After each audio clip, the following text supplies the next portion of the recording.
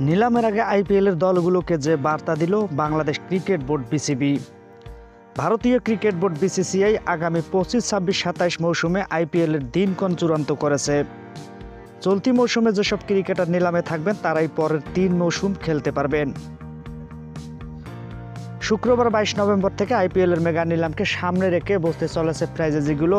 Pakistan cricket board PCB ছাড়া প্রায় সব কয়টি টেস্ট খেলুড়ে দেশের ক্রিকেট বোর্ড থেকে গ্রিন সিগন্যাল পেয়েছেন তারা।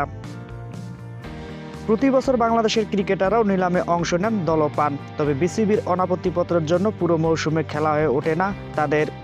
ফলে টাইগারদের নিয়ে আগ্রহ কমে গেছে ফ্র্যাঞ্চাইজির মালিকদের।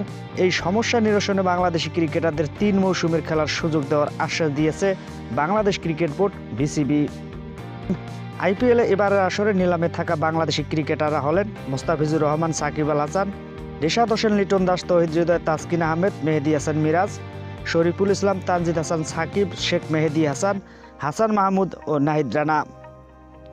আগামী 24 নভেম্বর বেলা 12:30টায় আইপিএলের 2 দিনব্যাপী নিলাম শুরু হবে।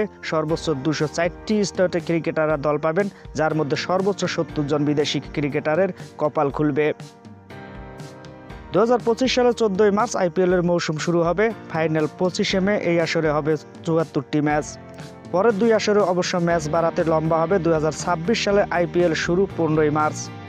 ফাইনাল 31 মে। মার্চে হবে 84টি। 2027 আইপিএল শুরু 14 মার্চ। ফাইনাল 30 মে। ম্যাচ হবে 94টি।